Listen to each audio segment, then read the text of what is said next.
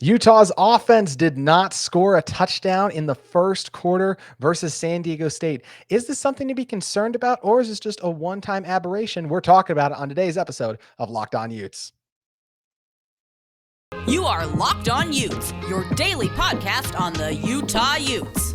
Part of the Locked On Podcast Network. Your team every day.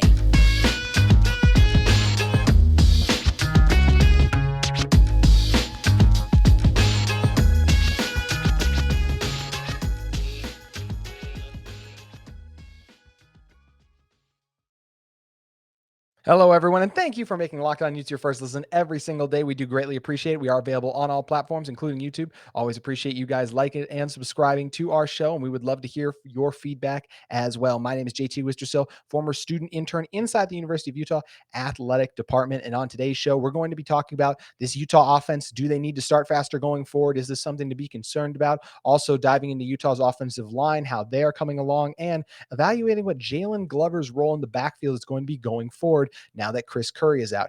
And in order to help us break all that down, it's friend of the show and former host of this podcast, Bryan Brown, joining us. And Bryan, it's been an interesting topic of debate lately. Is the offense starting slow? Is this a concern going forward? And I think if we're looking at it as something you used to do on this show and a kind of a true false kind of game and way, I think there is some truth to it, especially against San Diego State. I just saw some things that concern me, especially from a mental standpoint. You see missed blocks, missed assignments. I saw drop passes. I saw a couple of inaccurate throws from Cam Rising, just things that you want to be perfect on a first drive. And I just don't feel like Utah has reached their peak yet where I just don't want to see those mental mistakes. If guys are, hey, it's outstanding coverage, no one is open, I'm okay with getting beat by better opponents eventually. Obviously, you're going to be able to beat the likes of San Diego State, but especially going forward in the season, I just don't want to see this team beat themselves and miss and not capitalize on missed opportunities. So that I am a little bit concerned about, even though it's only the third game of the season. Yeah, and I think some of that is shell shock from the Florida game, right? Because I think Very true. everybody's, adjusting to that one. But Utah was a 21-point favorite, and they won 35-7. And if we're being colloquial, let's say, like just Big word. you and me chatting at the bar after a Friday night on doing some KSL Rewind, Utah basically allowed a touchdown because the officials wanted them to, right? Second unit was in for almost the entire second half. This game was never really that close. At one point in time, Utah had more passing touchdowns than, or what was it? Had more Well, punt attempts. Cam Rising had more completions through three quarters, I believe, than San Diego State's three quarterbacks who were in the game. Correct. And I can't remember what the other the punts, like San Diego State has as many punts as Utah had passing touchdowns or something like that, whatever it was, passing completions. It was a miserable game for San Diego State. You went through three quarterbacks, as you mentioned, right? This is a team that's built around running the football, and I don't know if maybe I'm a little bit slow on the draw here, but it doesn't feel like for a rushing team that 113 yards rushing is good. Yeah. So some of it is just, I think a lot of it is that everybody is well conditioned to seeing the things that you mentioned, right? There's no doubt that Mekhi Bernard dropped an easy one. Brant Keithy dropped an easy one, right? On that very first series, it was almost a calamity of errors, but I think we love to go deeper, right? And so if you look at the surface, yes, like we talk about drive charts, all that kind of stuff. If you go through the drive chart, it looks really ugly, right? But then if you go through and break down the film, one of the big things that you always want to do against a 3-3-5, and you and I were talking pre-show, San Diego State showed 7 different fronts in one series. It's a great point. Utah maybe shows 4 fronts, in a game in terms of, how they're aligned or even or odd, and all that stuff is different. But one thing that I think was very noticeable to me was just the improvement in the pass protection. So first drive of the series, San Diego State never really rushed more than 4. So it wasn't necessarily an issue of pass protection. Some of it was Cam having to adjust to the amount of guys that were in coverage, right? They were running a lot of quarters coverage, a lot of cover 3 with 4 guys in, 4 guys underneath trying to make Cam throw accurately. And he missed a few, that's going to happen. Right.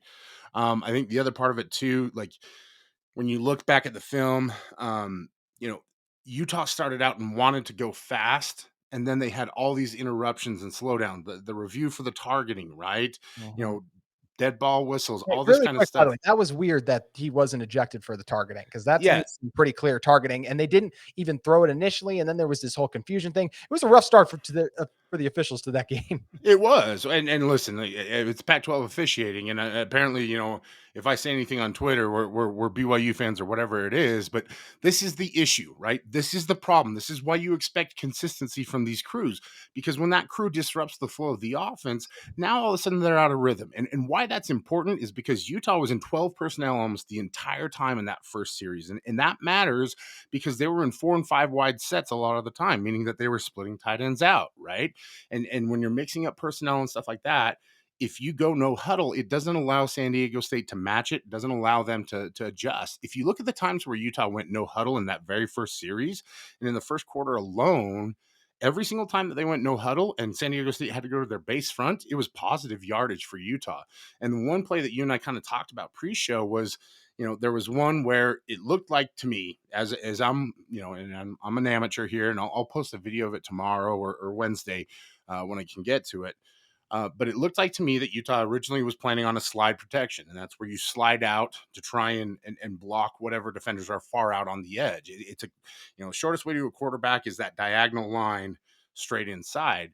And it looked like that they audibled off of that, and it looked like that whoever the running back was in on protection just didn't see the audible or didn't pick up the audible. And I think we found out after the game that Tavion Thomas had lost his aunt, who was basically his Yes. his mother, and so some distraction there early on.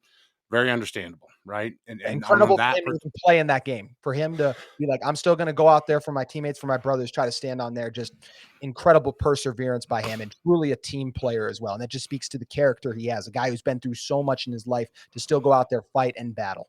100%, 100%. And so on the very first series of the game, for there to be that little tiny bit of miscommunication, that's very understandable. So for example, say we talked a lot about one of the things in the offseason that the coaching staff loved about Paul Miley was his ability to get the protection set quickly and to communicate, right? So if that's something that Paul's been praised for all season, you have to think that he's going to do it like right off the Yes. bat and get to it. So maybe if the back is a little bit slow to see that, and so they start having 2 or 3 series where it's an issue, and all of a sudden they say, "Okay, let's double check." And I don't know if anybody enterprising out there wants to go watch the tape. You can rewatch the game and see that there's hand signals, there are calls, there are things like that. Maybe go watch the tape, see if there's maybe a rerun or a little bit more tempo or urgency to get the signal to the running back so they know the protection. And then all of a sudden it was just like everybody figured everything out, right? Yes. All of a sudden it just Very much clicked so. in. Yeah, and you're right. Everything did click and then it was flying like that. And I think my concerns are more so if that's going to happen going forward. Mhm, Is it going to take a series for this team to click? Because let's just jump to a month from now. If it mhm, takes a series or two to click versus USC, you could be down 14 to nothing. And that I think is what my concern is. You talked about it's mhm, very correctable mistakes, and I'm glad they're happening early in the season, but I'm a little concerned that I do just want to see this team get off to a start where they do score on back to back their first two drives. They run smoothly. Yes, mistakes are going to happen, but I'd mhm. like for them to happen on first and second down and then see this Utah offense overcome those mistakes, which is something I don't feel like we've seen yet. And that's the interesting part about it, right? Is we're talking about mistakes in the general, the royal sense, right? Of just Yes. mistakes in the universe. But when you break it down, the mistakes aren't consistent, right? Like it's not the Sure. same mistake every That's single the point. time. We've seen good protection from the offensive line, but we've seen little things like a back missing a hole, right? Or a back missing protection. Or on the particular play, like the one that I was talking about, somebody misses a protection. So Cam gets flushed out of the pocket. And now he's trying to make a throw. And it's the exact same play that Utah runs in the Rose Bowl to perfection where Mekhi Bernard reaches out and catches the touchdown pass. Well, because Cam's flush and has to throw off his he's not even thrown off his back foot. He's just thrown off platform completely. Like he's True. trying to go full Pat Mahomes on this one. And so because of that, the ball hits the DB in the back rather than leading Mekhi out like we've seen before. I think the things that if I'm zeroing in on it, it's the Brant Keithy dropping an easy ball in the first half, right? Like Yeah, that's one where it's just like that's out of character for Brant. You know for what I sure. mean? And it's the things where it's just like that particular first drive, Utah goes down and scores if we don't have all these weird interruptions along the way. And there was one play where a San Diego State player had gotten hurt, he'd run off the field, and then they called the injury timeout, and he was already off Yeah, the you're field, right. and it was just like that kind of stuff disrupts your rhythm, especially if you're trying to go no huddle. And I don't think we saw that stuff against Southern Utah. I don't think we saw the same thing against Florida. So it's not seeing a consistent mistake. Yeah, I think we saw a lot of things in the game on Saturday where Sataoa Laumea is still adjusting from going to guard to tackle. And so those are the things where it's like, if we're seeing repetitive mistakes, and I think the big thing that we're overlooking when we're talking about all these alleged slow starts, and I'm not saying that like they didn't start slow against San Diego State, because they did, but Mhm. it's not the same mistakes that we're conditioned to seeing, right? True. It's not, yeah, Mhm. it's not backers blitzing on the run, but what we are seeing is improvement on the defensive side of the football, especially Yes. the defensive line.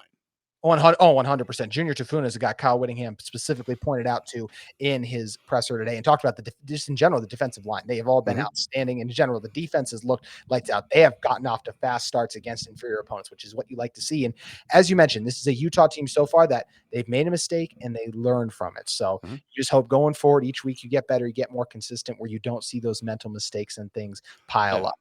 And I think one thing to point out is that you're not having to adjust your protections as much against a team like Arizona State or Florida, where they're not getting so exotic in their looks. But against a team like San Diego State, yeah, you're going to have to call and change your protections a lot.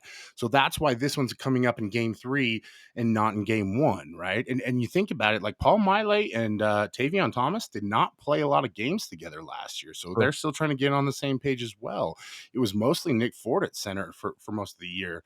So there are always those little things. And if you can make those mistakes and still win 35-7, like that's a big win. I think, we talked earlier, I'm a Bill C believer. The SP Plus is one of my, my go-tos, my stat Bibles, along with Parker Fleming and a few others. He says in his stat analysis that, Utah handled its business, and it's very clear that they did, but the one thing that he's concerned about is explosiveness.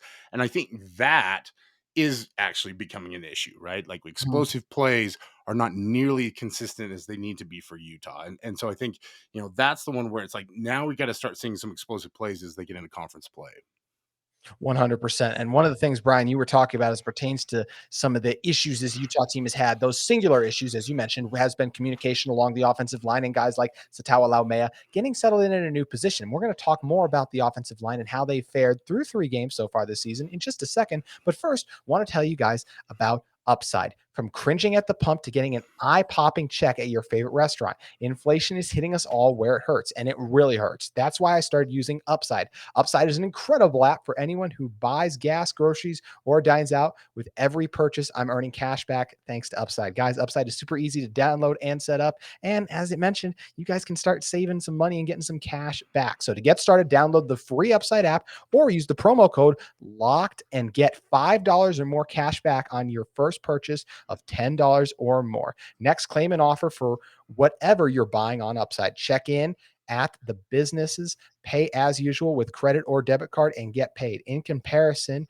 to credit card rewards or loyalty programs, you can earn 3 times more cash back with Upside. Download the free Upside app and use promo code LOCKED to get $5 or more cash back on your first purchase of $10 or more. That's $5 or more cash back on your first purchase of $10 or more using promo code LOCKED. So, Brian, as we come back in and you take a big drink of water, trying to sneak one in on me. Hmm. No You sneaking there, man. gotta I gotta go the stay full hydrated. like everyone should. And that's something that look, this team, and that's something, hey, this Utah team did a really good job going back to Gainesville, staying hydrated overall, only a few cramps. And one of the biggest things with the Gainesville game we were all excited for was to see this new look offensive line for the first time. And now we're 3 weeks in with this offensive line. And overall, I feel like this is a really strong group for this Utah team. As you kind of talked about, maybe a couple times early on, there's some pressure that breaks through some minor mistakes, but it's something they do clean up and fix. So I am feeling really good about this group. Obviously, a lot better than we were a year ago about the offensive line, especially going against an Arizona State team where I feel like they obviously have the edge. If I was to name a concern with the offensive line, I think it is the Laumea's adjustment out at right tackle. I think it is. It hasn't look. That's a really hard switch to make, and I think you've seen some of the growing pains. And I wouldn't be surprised if we see some teams continue to try to attack him. But the one thing I'll say, I want teams to actually attack him earlier in the season because I feel like he learns so much from each of those mistakes. So by the time he gets to the end of the year, I think he's going to be a really good right tackle. Yeah, and I think the interesting part about it is this fan base echoes its head coach so intensely, right? Where it's just they want to see perfection. They want to see every single flaw, any potential mistake eliminated completely. Like that's you're never going to play a completely flawless game at the beginning of the year. You don't want to play those games at the beginning of the year. Like you said, you want to make these mistakes while you can. And I think especially where Utah's schedule sets up these first four games, if you're winning by 28, by quick mass, 66, and then a loss on the road to an SEC team, which, again, Well, you when go you back and actually, rewatch. Yeah. Go back and rewatch that tape. I think Utah had every opportunity to win that game, just a little bit sluggish, and we can, humidity did play a factor, just not the way we expected it. Right, it was just the slipping and the the falling and the tripping and everything like that. Utah's really in a good spot right now, and I think the interesting part about it is that they're coming into a game against Arizona State, where athlete versus athlete, Utah is the far superior team. Um, the unique part about this football team and the Kyle Whittingham era is that they want to get to 72 plays, 75 plays on offense. So what they want to do is they want to be efficient and explosive early on in the game and then just grind you down. And that's really where this offensive line starts to shine is in those later moments. And so if you watch by quarter, the rushing margin, Utah was almost 10 yards per rush against Florida. So this unit is doing their job, right? It's just everything else that's trying to fall into place. And I think sometimes we talk about the hype too much. Not too much, but when we talk about the hype, the fan expectations that for that to appear instantly, right? And we kind of neglect that. I think it was Cole Bishop was talking about it in the post game after SDSU that like the scout team can do a great job and it's still a completely different experience when you're in the actual game. And so as this group still builds its experience, and you mentioned Satawa kicking out, Michael Mokofisi is starting every game for the first time in his career. So it's a group that has experience but is still starting to get comfortable playing together. That's a lot, and we haven't even mentioned the fact that Braden Daniels went from right guard to right tackle to now left tackle in the span of about 14 games. So, I think sometimes the criticism is valid, but also there needs to be some understanding that like, even though there is criticism and there are mistakes, like they're still just mauling they people are. out there. No, the good far outweighs the bad for the offensive line. I think it's Yeah. very minute things, and especially as you mentioned, it's a lot of minor mistakes that look, they were dealing with 7 different fronts on the first series. I can't even imagine what that was like. Brian, I struggled with just switching from one week to week back when I Mhm. played in high school. So to deal with 7, that's something they're never going to have to deal with again, too. I just don't see Yeah. any of these teams in the Pac-12 throwing out 7 different fronts. So it makes it so much easier when you can just say, "Hey, how do we prepare for multiple fronts?" Well, we prepared for all these different ones versus SDSU. I don't know if they Mhm. prepared for 7 fronts, let's say, but I bet they at least prepared for 5. And I don't even think they'll have to prepare for that many against another team. So it's just good practice, good reps going forward. And all the mistakes that have been made, whether it's Satawa Laumea's sack against Southern Utah, it was a very simple, correctable mistake. Keaton Bills gave up an interior pressure in this game where I think he was just too locked in on the outside and didn't look back inside where the backers come in. Mhm. Just super correctable, simple things. And when you make a mistake like that, it's like when you get called on in the classroom and you don't know the answer to the question, and then the teacher tells you and you're all embarrassed because everyone's like, "Oh, he's not smart, he didn't know it." You don't forget going forward. So I really think it's a good thing for this offensive line going forward. Yeah, absolutely. And I think the other thing too is we got to give them their flowers as well because they're Yes. doing a great job in the run game. Utah's averaging almost 5 yards at carry, which again, if you run every time on first down, that puts you at second and brown bear, second and average, right? Where like you're still on schedule and you can run plays. Like I think the big problem that we saw with Utah in that first quarter against SDSU was they got into a lot of third and long situations and they weren't able to convert every time. And I think that's the hard part about it when you're in the game and you're watching. And listen, I was sitting in the stands on Saturday night. I was frustrated leaving the game. I was actually very angry. Really? Yeah, it felt like an uninspired effort. Didn't feel like it was a very good game. I didn't think that they executed very highly, and I was actually really down on the game plan. And then I went back and watched it removed from the emotion of the situation. I'm like, holy crap, they had to deal with a ton of stuff early on in that fourth quarter that was so disruptive. And if you ever want to like cut out an internet meme, there's a clip of Kyle Whittingham giving the death stare to the officials that someday I'm going to cut the Emperor's March underneath. And you can just see him just staring. It's like, dun, dun, dun, like Kyle's trying to kill you, Yeah. and then that was right, right when they called the targeting. So that's all this stuff that kind of comes all encompassing. And I think when we talk about this offensive line unit, the part that I love about this group is they always finish strong. You know what I mean?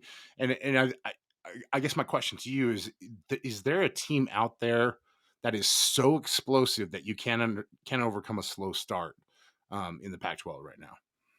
I do think USC. I really think USC could overcome a slow start with their offense. I think anytime you got a guy like Jordan Addison and Caleb Williams, I think they are the lone one that could really do it. Look, there's a slim chance that if you catch Bo Nix on a good day, but I'm be honest, I don't think that's going to happen in there. So I think USC would be the only team. And would you feel the same way about the Trojans? That I think if they got off to one, that's where I think it could spell trouble. Well, I mean, that's the hard part about it, right? So USC is currently 10th in the Pac-12 in terms of sacks allowed.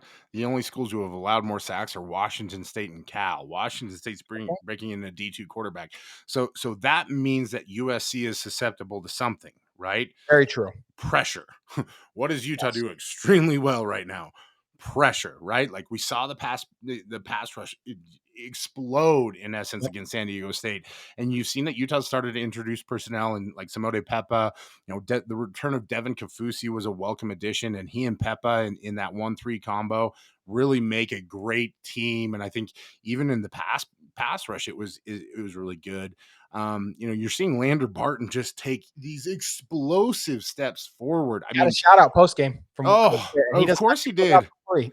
Yeah, and I have no idea what Kyle Whittingham was doing during film session. He's probably just giving himself a hug, saying he's mine for another 2-3 years, maybe 2-3 He was, years. he was doing the same thing about Jaylon Glover too. He was Yeah, doing about him. He's got both those guys locked up. exactly. And so I think the hard part about it is that Florida loss really leaves a lot of emotional baggage, you know. But like again, that USC team's going to have to deal with a hornet's nest with Utah's pressure. So are they going to be able to jump ahead on him? In 21 points in the first quarter. Yeah, Utah's still not like turning the that's ball that's over, not a right? very highly, yes, for sure. That's not very likely they jump out to 21 points. I was more Right. so talking about a 14 to nothing, and just depending on the game of the day. But as you Mhm. mentioned as well, this is the nice thing with this pass rush unit. These guys were so young, and we knew they'd get better as the year went along. But I'm genuinely surprised and really excited about how quickly they have come along. It's true, and I think the wild part about it is, like, they weren't even that clean in the game against San Diego State, but came away with 2.5 sacks. That's much improved, and, again, we know that San Diego State was not planning on throwing the ball very much, Yes. so it's just I think it was they had more punt attempts than pass attempts. I can't remember the stat. I should that's gonna Either way, I frustrate mean, me. if you watch the game, you saw that Yeah, Brock Burmeister is not the guy, yeah, basically. and well, neither Or was, anyway, yeah, was it whoever else was Hemlock, the other one? thought Crum was in there as well. So Haskell? Yeah, I mean, it was a revolving not door that good. was That's bad, all that yeah. matters. Yeah, so it's Not gonna be great, Bob. yeah, 7 total completions, JT. that's bad. You and I could get that done. I I think we could. promise you we could get We got 7 we got the completions. chemistry at least. I mean, Let's get Brady Hoke to let us run dual QB. You and yeah. me. Just like pass the ball back and forth until one of us can hit one downfield. Oh, that would be incredible. But yeah, to put a stamp on this offensive line, I have all the faith in the world in them. I still think this is one of the best offensive lines in the Pac-12. I think very well top 3, and by the end of the year, very well could be considered the clear best. I still might take them over any other group personally, but Yeah, I mean you never know. Pac-12 especially, right? Like there's not another group out there that's outperforming. Maybe Washington, but the other part of it too that's been exciting is watching the twos get in and do the exact same thing. Really So I good think depth. top to bottom, this group is really evolving and growing. And again, I think what it is I mentioned it in the pre-show. It's third and Scally. It's losing in November. It's the white uniforms. It's all these curses, that take a little time to resolve because they kind of get stuck in fans' heads. But that's why you and I are here to watch the film, to break the games down, to review the things, and really kind of open eyes and shed light on the situation. 100%. And speaking of opening eyes, I think one thing a lot of people are curious about right now is Jaylon Glover's new role with this offense, because it felt like, look, Chris Curry didn't get, when did he start to get the ball, Brian? Was that in the second quarter, or was it even in the third when he started Yeah, to get the he carries? did not get a ton of carries, and you could see that they're really trying to get Mekhi Bernard involved in the game plan. But Curry, I think the interesting thing was Curry got carries early on against Florida, right? Yes, Continued against SUU, so we did see a lot of him, throughout the course of the season so far. And the injury is a heartbreaking thing for for sure because sure. Chris is a guy that I think we were all rooting for.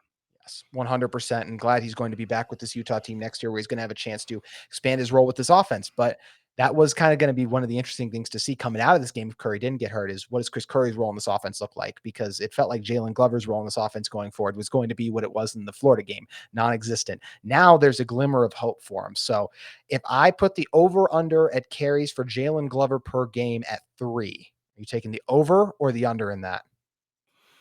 Mm. For next week or for throughout Or the just going season? forward on the season, what he'll Oh, yeah, average for the over. Yeah, I'm over? hounding that Okay. over hard. Yeah.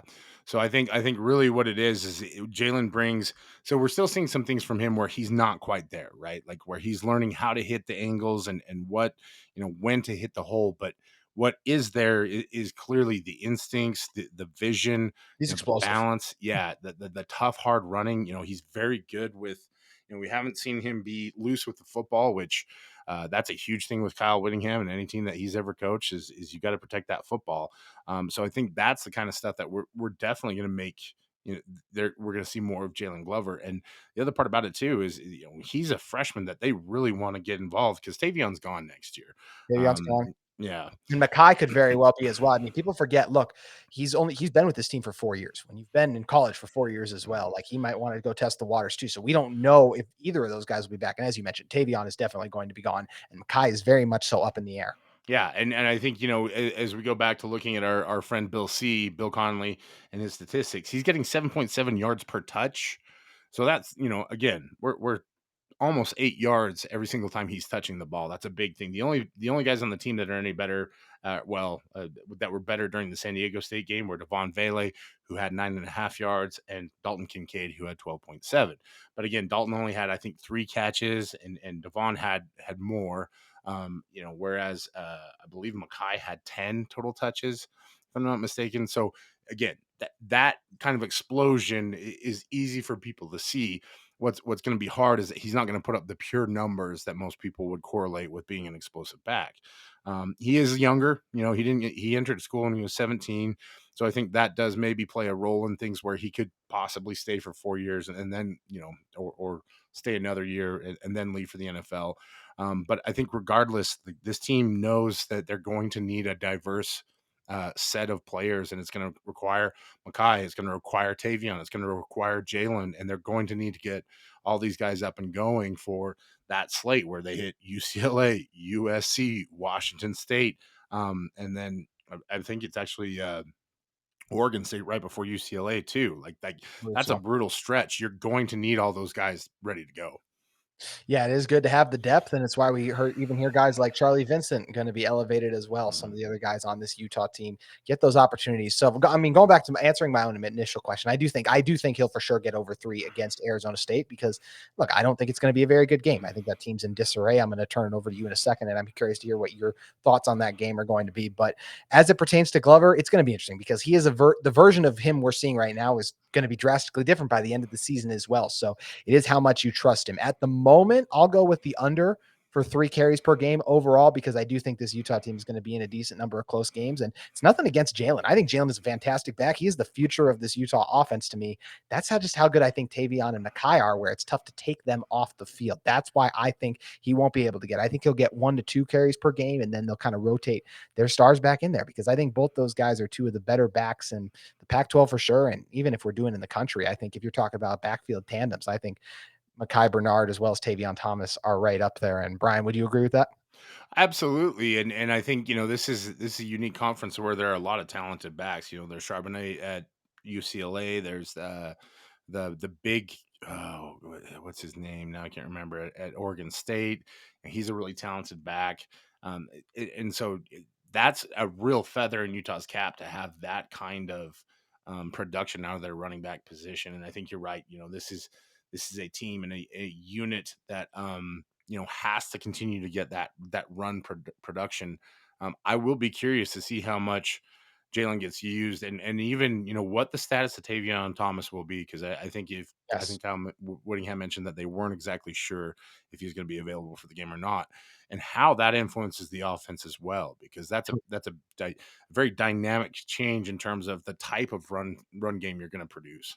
For sure, Tavion's such a powerful back guy. He's able to chug ahead for those tough yards, and you obviously don't have backs as strong as Tavion if Jaylon does try to step in and fill that role. So, be interesting to see how that does change. Deshaun Fenwick from Oregon State. I'm Okay, there sorry. you go. Yeah. Deshaun Fenwick. There you go. Yeah. Yeah, we'll Name be to watch. check him out in a Oof. few weeks. One thing I will say for my over under on 3 carries, something gives me this crazy feeling that in the last game of the regular season, Jaylon Glover is going to have more than 3 carries. Would you feel the same way, Brian? Oh, absolutely. Yeah. Yeah. I think you get to, he had what, 9 carries, was it against San Diego State? Mhm. That sounds Yeah. right. So 9 carries against San Diego State, Got it late. Yeah. See, yeah. yeah. So you're going to see some carries from him. I think the hardest part is that Utah's always going to try and hit that 70 play threshold. And so you've got so many weapons. You have to think, there's just only so many guys that can spread the ball around to. Very true. And one thing that's going to be interesting to see if this Utah team can continue to spread the ball around this Saturday versus Arizona State. Of course, Herm Edwards just fired. I will say this as well. I don't think he was not fired on the field. I think it could have been one of those things like, "Hey, we'll see you tomorrow, buddy." Yeah. Like, I mean, he probably like knew it was coming, but it wasn't like they went, "Hey, you're done." Like that obviously didn't happen. So getting that out of the way really quick. Just wanted to say that. And But as clueless as Herm has been throughout his tenure yes, at Arizona State, I think he knew that it was coming. So yes, you yes. can't lose to Eastern Michigan. No, you cannot. Not gonna be working here anymore. I tell you what, Herm. And if you're this Utah team and you want to accomplish the goals you want to accomplish this season, you cannot lose to an Arizona State team that's in struggle and limbo right now. So, Brian, how do you see this game playing out on Saturday? Well, I think everybody loves to play to the whole, like, interim coach. They're gonna be fired up, and that's because I Maybe. think we remember those kinds of games the most, where it's like, nobody believed in us and we won it. But the reality is that I think the players kind of know that, like, Nebraska. yeah, Nebraska. exactly. Like, the players know that they've kind of given up on them, like, and they're gonna try and come out and fight. But even if this, like, staff was in full, like, 100% efficiency mode, they're still out athleted at Arizona State. That's the biggest problem. And this has been a team that just, for whatever reason, they've recruited well up until a certain point, and then they haven't been able to translate it over. They had an incredible offensive line unit for the past few years, and then I think that's fallen off a little bit. The defensive line has never been as good as I thought it would be, and they've lost a lot of talent. And I don't like.